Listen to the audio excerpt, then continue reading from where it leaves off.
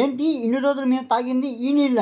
నేను చేసిన ఈ ఒక్క తప్పు వల్ల ఇన్ని రోజులు నేను ఈ ట్యాంకీని క్లీన్ చేయలేదు. ఇంట్లో వాటర్ ప్యూరిఫైర్ ఉన్నది కదా, ఇంకెందుకు క్లీన్ చేయడం ట్యాంకీ అనుకున్నాను. కానీ మామ నాకు ఇన్ని రోజులు తెలియదు మాకున్న పైప్ లైన్లు ఎక్కువ శుద్ధ మరియు డస్ట్ పార్టికల్స్ ఉన్నాయని. అందుకే మా ట్యాంకీ ఇంత క్లీన్ గా లేదు. తాగడానికి అయితే వాటర్ ప్యూరిఫైర్ నుంచి వాటర్ ప్యూరిఫై అయ్యి వస్తుంది, కానీ మేము స్నానం చేయాలంటే ఇవే నీళ్ళు స్నానం చేయాలి. అందుకే ఈ రోజు ఈ ట్యాంకీని ఎలాగైనా క్లీన్ చేయాలని అనుకున్నాను మామ. అందుకే పొద్దునే లేచి ఏ పని పెట్టుకోకుండా ట్యాంకీని క్లీన్ చేసే ప్రాసెస్ నే పెట్టుకున్నాను. ఎందుకంటే ప్రతి ఒక్క విషయంలో మనము వాటర్ నే యూజ్ చేస్తాం. ఆ వాటర్ క్లీన్ గా లేకపోతే ఎలాగా? మేజర్ గా ఈ నీళ్ళతో మనం స్నానం చేసినట్లయితే మామ స్కిన్ అలర్జీ, ఇరిటేషన్, అలాగే చాలా వేరే డిసీజ్ కూడా వస్తాయి. అందుకే మామ ఈ రోజు నేను ట్యాంకీని క్లీన్ చేయాలి అని అనుకుంటున్నాను. చూసారా మామ, ట్యాంకీ బాటమ్ లో ఎంత చెత్త పేరుకుపోయిందో. అలాగే చాలా రోజులుగా క్లీన్ చేయకపోవడం వల్ల ఆ డస్ట్ అలాగే స్టక్ అయిపోయింది మామ. ఫైనలీ అంతా క్లీన్ చేశాను. అంతా క్లీన్ చేసిన తర్వాత చూడండి మామ, నేను ఎలాగున్నాను. ట్యాంకీ మొత్తం క్లీన్ చేసిన తర్వాత నేను మళ్ళీ ఫ్రెష్ గా వాటర్ ని నింపాను. మరి మీ ఇంట్లో ట్యాంకీ చివరిసారి ఎప్పుడు క్లీన్ చేశారు?